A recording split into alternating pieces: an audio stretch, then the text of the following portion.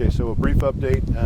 Fire come in yesterday afternoon around 3:30. I'm not sure what time exactly it was. Started in the city of Wichita near the Striker Sports Complex and burned into the county. We burned approximately 360 acres total. About 40 to 50 of it was in the city of Wichita, and then it extended into the county.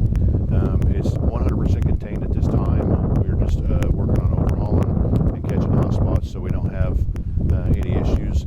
Last night when the cold front come through, the wind changed directions from southwest to northeast, so it's burning back towards the southwest, or it could potentially, so we're out overhauling to make sure that we don't have any fire kick up and start burning back into the city of Wichita. The winds were blowing yesterday. I don't know if they're gusting up to 40 miles an hour. It pushed the fire very quickly. It burned about a mile, almost a mile and a half along Greenwich, roughly half a section of grass and trees and stuff. So we're currently out working on overhauling the trees and the fire lines. Everything's contained, 100% contained. So we're just trying to keep hot spots from flaring back up and kicking embers out. When you guys were handling, when it was passed to you guys, well, first of all, when was it? You mentioned when it was passed to you guys. What's the, I guess, when you guys got out here originally this morning, what was the biggest point of contention? Well, this morning it was 100% contained last night. So we just had crews out here monitoring overnight to make sure that we didn't have any embers that were starting new fires. And we have since we really started. I didn't want anybody getting inside the interior where the timber is, because you got trees that are burning 20 foot in the air that could drop on a firefighter. So we just maintain a perimeter around the outside, and then now we're starting to work in the interior and overhaul all the timber areas and the trees that have the potential to fall, cutting them down and putting them out. Any idea how it started? I do not have an idea. I do not know what started it. It started in the city of Wichita, I believe.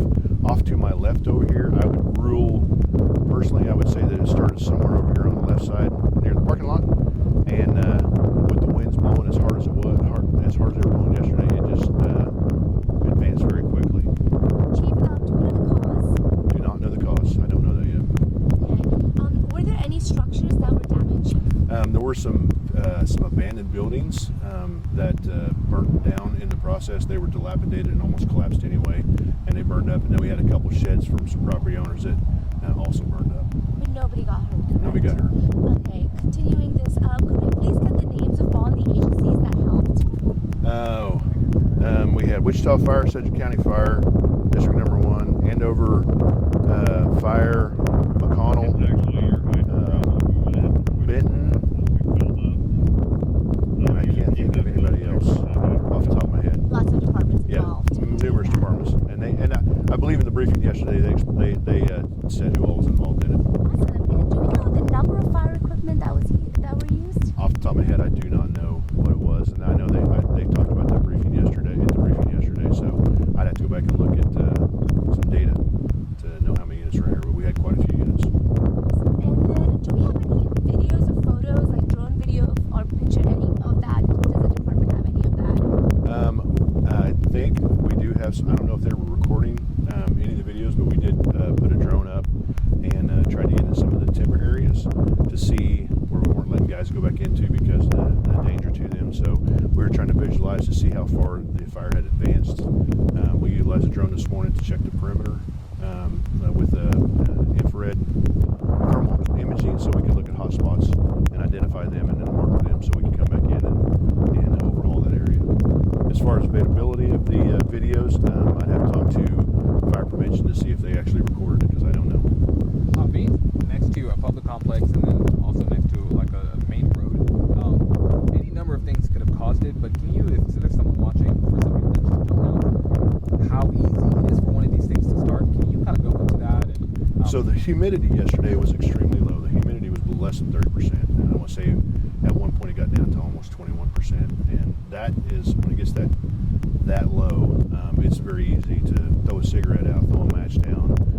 Any kind of ember like that can start fires. Also, people tend to dump refuse like grass clippings and things like that out in their fields. And a lot of times that spontaneously combust. So I don't know what the actual cause of the fire was. I can't say. That's an investigation Wichita Fire Department's doing because it started in their jurisdiction, and then they'll have to figure out what caused it and where the actual origin was. But I would assume, like I said, off to my left, because it burned away from one area over here. So that would be probably the indication of where it started. And then even taking that, like keeping that in mind, just talking about like all the taking something as simple as a cigarette. We don't know that that's the cause, but that's how easy it is. Yeah. So for those people that are watching, because not everybody knows, what are some things that what would you say to people so they can prevent things like this from happening? Even though we received some rain last night, I don't know how much we got. I would say less than 1/10 of an inch. It's not enough. We're in a pretty severe drought right now, and everything's dying off because of the change in seasons, the seasonal changes. So anything you're doing outside, you've got to be very aware of any fire issues, because you can be innocent just having a burn barrel going, and with it being so dry and you're not watching it while it's burning the whole time, it could have a little ember come out and catch your grass on fire. Next thing you know, we got a significant grass fire. And oddly enough, some of these storms, when they get big, or some of these fires, when they get big, they create their own type of weather, and they will push themselves. They'll suck wind, they'll pull wind in, and really run on us. So we yesterday tried to stage in front of the fire to stop it, and it ran right past us. So. And with that earlier, you and I were talking about just how it went from here to excuse me, so even touching something that's a little bit further down. So how far widespread do we know this was? About 1.5 miles. It ran for about 1.5 miles. Okay. And then with that, I don't know if you guys had EMS on hand at the time, but with all this burning, right, you had quite a bit of smoke going up into the air. Do you guys know of any? I know at that point it hadn't quite been transferred over to you guys, but do you guys know if you guys had people being treated for smoking at least, anything like that? So no, we didn't have any citizens injured or firefighters injured during the firefight. We did have one firefighter that went to the hospital last night when he got back to the station. He was feeling dizzy, had headaches, nausea, dehydration was probably what was going on because he was out here for quite a few hours. We did have rehab established. We had stations set up where they could come get drinks and stuff like that. We're trying to rotate crews in as fast as we could, but this was a combined effort between Wichita and Sedgwick County and all the other units. We all attacked the fire at once, and we all contained it, and now we're out here overhauling the rest of it. Sedgwick County Fire District number 1. Chief, I'm not sure if you can answer that, but are there any concerns about the after effects of the fire? The air quality was really bad yesterday, of course, due to the fire issue. Is this something that you're concerned about right now, or do you think we'll be okay? No, most of the products that are burned here are natural products, they're organic products, so that doesn't create really a toxic atmosphere. It does lower the air quality, but the city of Wichita didn't need to worry about that because it was blowing to the north. We had numerous people calling in fires off to the north and east of here where the smoke was going, just thinking that because they're seeing a lot of smoke that there's a fire, and it was actually this fire. This is a pretty significant fire.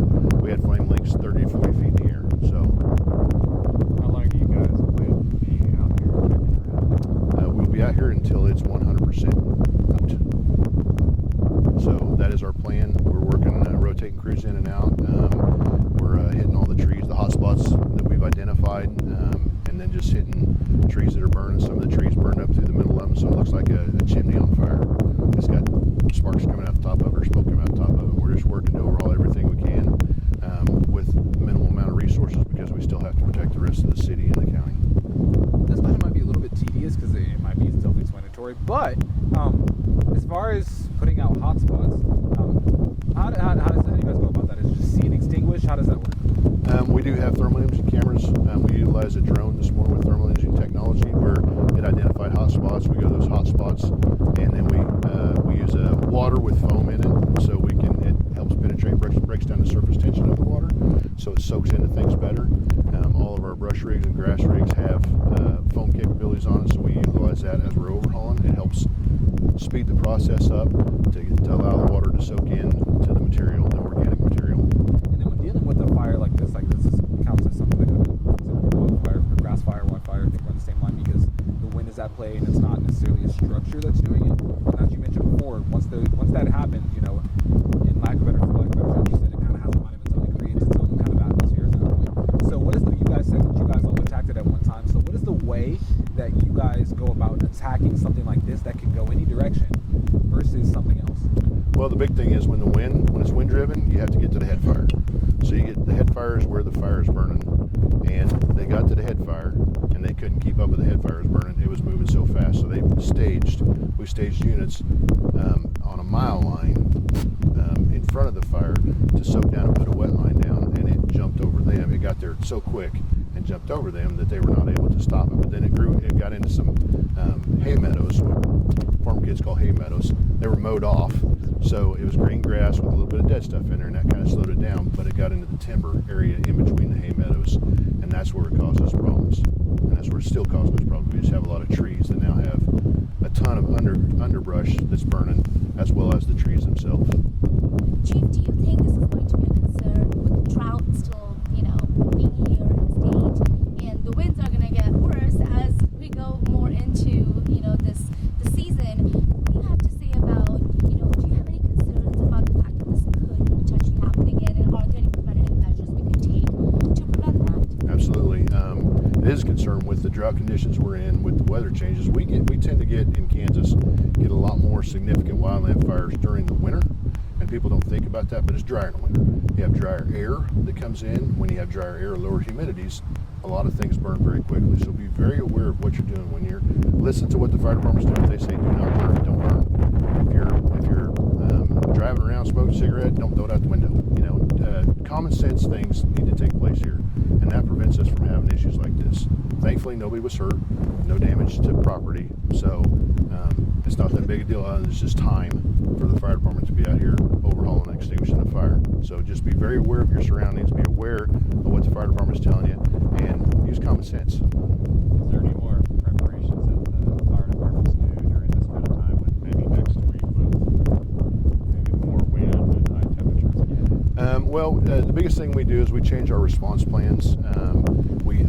When we think there's going to be low humidities and the potential for grass fires with high winds and things like that, we'll change our grass fire responses. And when someone calls 911 and says, hey, the grass is on fire here, you'll get a lot more units initially to attack the fire and hopefully catch it before it grows to a big fire like this. One more question for you, Chief. What do you have to say about all of the effort that your team and the other teams that came together did? I can't talk high enough about how these guys really worked their tails off for 4 to 5 hours to contain the fire. And we called in a lot of mutual aid, brought in a lot of different departments that really good assets and benefited us. These guys, I tip my hat to them. I haven't been in the firefighting aspect for a few years now, but I've been out here with them, and they just really worked hard to contain the fire. And they're still out here cutting down trees, overhauling, spraying water. I just can't talk high enough about the firefighters we have in this area.